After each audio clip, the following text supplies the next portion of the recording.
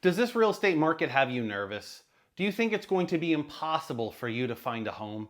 If so, then this video is for you. In this video, I'm going to go over all the steps you need to take as a buyer to put yourself in the best situation to find the home of your dreams, even in this super competitive market. Hi, welcome to Living in Luzerne County. My name is Chris Madden. I'm an associate broker with Christian Saunders Real Estate. And in this video, we're going to go over the steps you should take as a home buyer to put yourself in the best situation to get a house. In this highly competitive market over the last few years, there are millions of people that have put 3, 6, 9, 12 offers on a house and still not gotten it. So we're going to go over some techniques that may be obvious and some that may be used that shouldn't be used to help you get into the home of your dreams. So step one is preparing to buy a home. And the first thing you want to do is you kind of want to do a little audit to discover your financial readiness. A couple things you want to think about is one, you want to think about what a budget might be for you.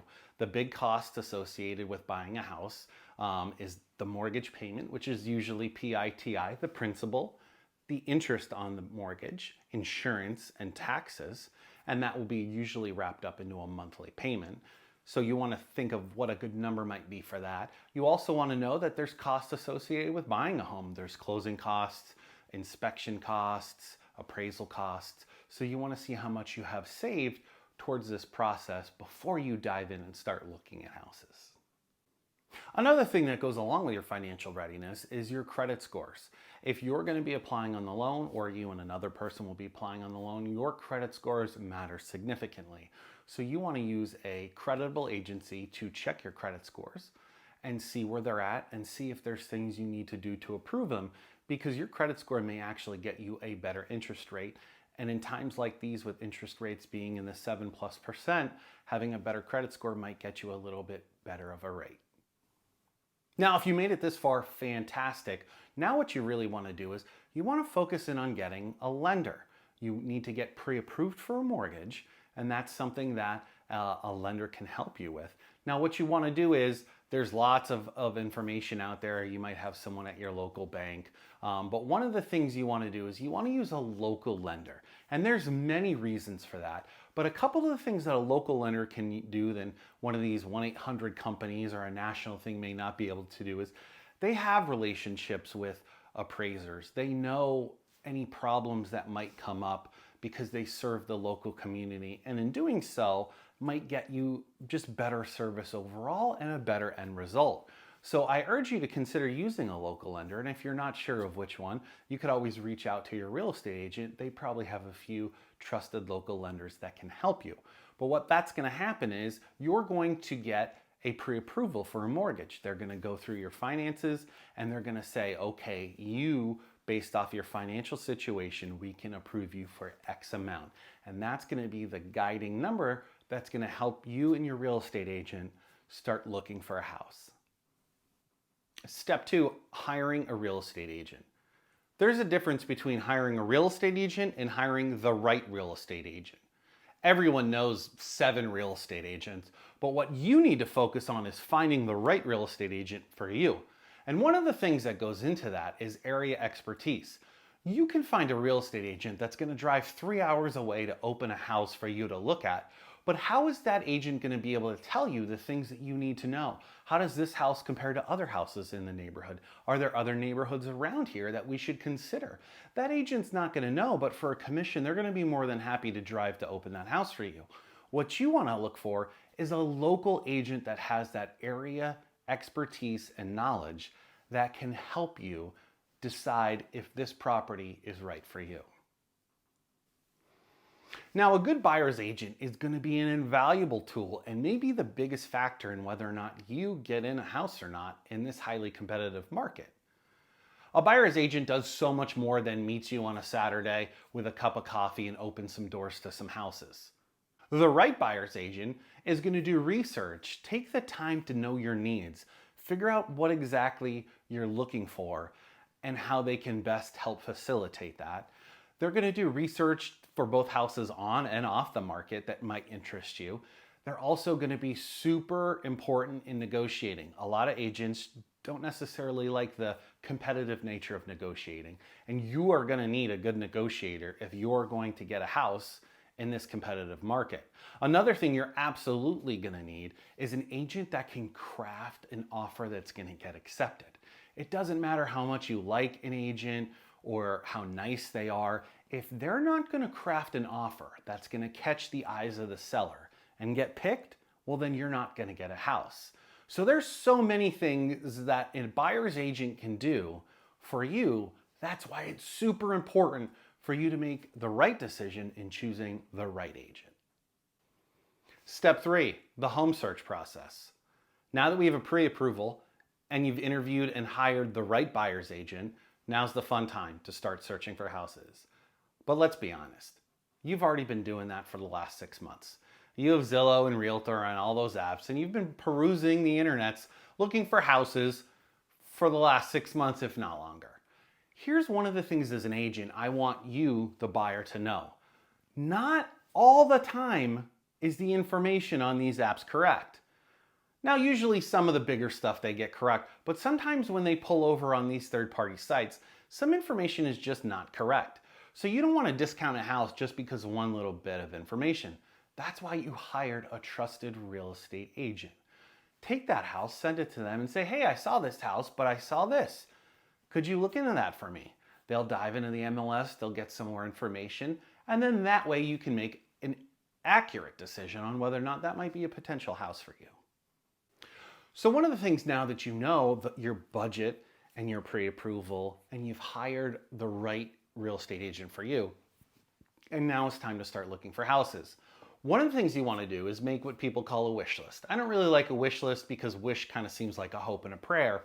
I like for something that's more called must-haves, like to have, definitely don't want to have. That's much more a reasonable way to look at the qualities of a house. Chances are you might find something that doesn't have many things on your must-have or your wish list, and you somehow end up falling in love with the house. So you want to break it down into things you definitely need the house to have. We have 2 kids, so we need at least 3 bedrooms. That's a must-have. Like to have a man cave. It'd be great, but if it doesn't have it, no big deal.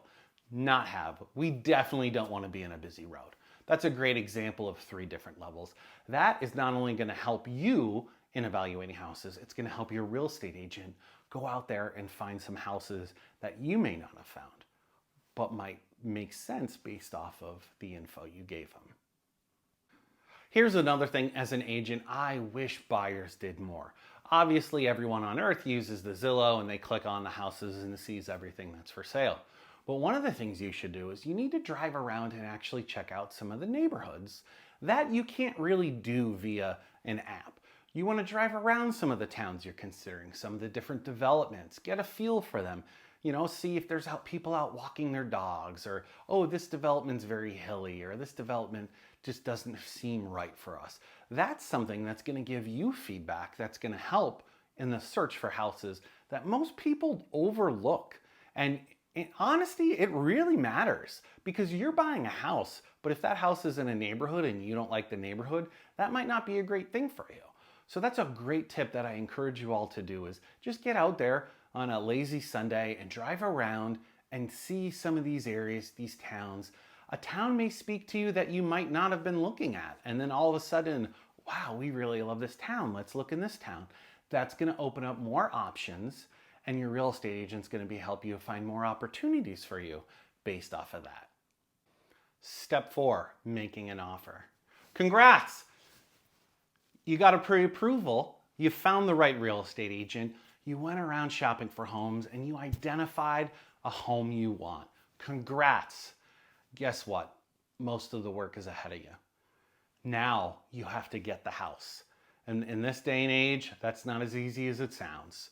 So you have to create an offer for the house you want to put a bid on. There are so many intricacies of writing an offer, and most people and agents and buyers don't pay attention to. And it's the difference between getting the house of your dreams and losing the house of your dreams. One of the first ones is earnest money deposit. In the contract, sometimes people just put $1,000, some people put 1 to 3%, some people put a nice big number. There's pros and cons to all of those, but it's something that should be a factor. Anything you put on that offer that you're sending to the seller's agent, anything on there could be the difference between getting it and not getting it. So you want to go over this with a fine-tooth comb to make sure you're putting the best offer possible and sending that over to the seller for their consideration. Another extremely important part of the contract is contingencies. Now, in the post-COVID world, we got into such a bad habit of waiving all contingencies. Now, that's not a new thing. I personally, myself, as a real estate investor, waive contingencies all the time. However, I'm educated and I know what's at stake when I submit an offer without contingencies. As a homeowner buying a house, especially if it's your first house, waiving contingency is huge risk. Now, while it might make your offer a little bit better, if you do win and you skip contingencies, there are so many things that could ruin you financially and take that house of your dreams and turn it into a nightmare. So you want to be extremely careful what contingencies you're electing and which ones you're not. And you want to discuss this carefully with your real estate agent when preparing an offer. Now, while I've touched on a few of the key ingredients in crafting an offer to buy a house, there are so many more that could go into it. This could be a 10-hour-long video. The most important thing is you want to go over carefully and you want to ask your real estate agent, hey, is there anything else we can do to put this offer and make it better? And it's not always the price. The price is usually one of the most important, but there are other things. There's these love letters that have been going around forever where someone writes how much they love the house and how they'll have cherished memories, and there's pros and cons to that as well as there are everything. But there's so many out-of-the-box things that you can do as a buyer to put the best foot forward you have into getting that offer accepted. Step 5, home inspection and appraisal. Congratulations, you've got your offer accepted. Now we're into the due diligence period of the contract. One of the two most important things during this time is an appraisal and a home inspection. The importance of a home inspection cannot be underestimated. What a home inspection is going to be a high-level assessment of the property as a whole. Now, a home inspection isn't going to find every tiny little nook and thing. They're not going to rip open your walls to look into the walls, so they're not going to know what's there. But what they are going to do is give you an overall assessment of the health of the house. And that's extremely important in your deciding whether or not to continue along the process to buy this house. A couple of things that a home inspector is going to point out and of particular importance are high cost items and safety concerns. Now, some of these can include the roof, the heating systems, the structural integrity of the property, if there's some sort of electrical issues, things that we either want to know about now that might help us decide whether we want to continue on this process or not, or things that are needing to be taken care of, whether it's a high cost or not, exposed electrical wires, something like that, just so you know to take care of it as you move in and get familiar with your new home. The second thing that's going to happen is also an appraisal. If a bank is giving you a mortgage for a house, they need to be sure that the house has a certain value in order to make sure that their investment is safe. So what they'll do is they'll bring an appraiser out to the house. That is something that is not a very big deal. It is very common. It's not something you go to as a buyer, but they will get access to the house and they will check it out and they will compare houses to other houses in the neighborhood that may have sold, and they will come up with an assessment of value. Really, one of the most important things for you as the buyer is whether the house meets value or does not meet value. The exact dollar and cent of the house isn't necessarily as important to you. Most of the time, if it makes it or misses it, it's only by a little. The most important thing, though, is you need it to meet value in order for the bank to be okay giving you a loan. Now, during this period, most buyers get very, very stressful. And one thing I love to tell my clients is, listen, if I'm not stressed, you shouldn't be stressed. there are lots of things that happen during the contract period. We're talking about 30 to 45 days, and during this time, you're gonna get tons and tons of information. It's extremely easy to be overwhelmed. I urge you not to. Keep that open dialogue with your real estate agent. And again, they're going to handle these things. These are things that we deal with every day in and day out. So you may think that the agent isn't necessarily taking it as serious as you are, but in fact they are. Their job is to get you to closing. And so I always like to urge you guys to talk to your real estate agent and ask, is this important? Is this something I should be worried about? Is this something I should be concerned about? And most of the time the answer is no. Again, if I'm not worried as your professional that you hired, you shouldn't be worried as the buyer. Again, that's why you took that time in step 2 to identify the right real estate agent for you. Step 6, the closing process. Congrats! Almost at the finish line. Again, until that deal's inked, it's not over. But we got to closing day. Congratulations. Now, some people are very, very calm on closing day, and some people are very, very nervous. One reason why people are very nervous is because that's a day you have to bring a pretty substantial check to closing. Now, that check will be calculated days prior, sometimes even a week prior, so you'll know ahead of time exactly to the penny how much you need to bring to closing. But that's one of the things you're going to need to bring to closing. Another thing that's always forgotten so many times is you need to bring a license. If you're on the mortgage or on the deed, you need to bring verification, a license, a passport, something like that to closing for them. So many times we've been around the closing table and had to wait for someone to hop in the car and drive to a hotel or their house to grab the license because they forgot to bring it. So check and license, those are two very important things needed on closing day. Now, closings happen very differently now in this day and age. Both parties come to closing. Sometimes only the buyer comes to closing. The seller has already signed the documents. Sometimes the seller's 3,000 miles away and they FedEx the documents. But mostly what happens is, as a buyer, you're going to come to a certain place and you're going to sign all the documents. Some of these documents are the mortgage and they're very lengthy. Basically, the moral of the story is you pay your mortgage, you keep your house. You don't pay your mortgage, you don't get to keep your house. Another one is the deed and the note. And these are going to be explained to you by your real estate agent prior to closing, so there's nothing to be worried about. Usually an hour or two before closing, you will do what is called the final walkthrough. What that is you'll go to the property, usually right before closing, sometimes the day before, and you're gonna, again, walk around the property, go inside the house, and you're just gonna make sure it's in the same condition that it was when you purchased it. Sometimes things happen and things break, things go wrong. And what you're doing is you want to make sure everything that was agreed to in the contract, the condition, if there were items to be left, they were left. If items were to be removed, they were removed, and make sure that the house is what you decided to purchase when you first looked at it. Because the next time you come back to that house, you'll own it, and sometimes it's too late to do anything about it then. So you're not like trying to find more reasons to negotiate or, oh, look at this stain, we didn't know that, we want money off. You're just kind of making sure the house is in the overall condition and all the terms and conditions of the agreement have been met before you head on over to closing. Step 7, moving in. Congratulations, you got through closing. Now it's time to move in. Now, one thing your agent would have done probably about a week before closing is giving you all the utility information so you can schedule the utilities to be changed over your name onto closing day. Sometimes this doesn't happen, and what happens is people go to move in and they don't have power or they don't have water, and we don't want that to happen for you.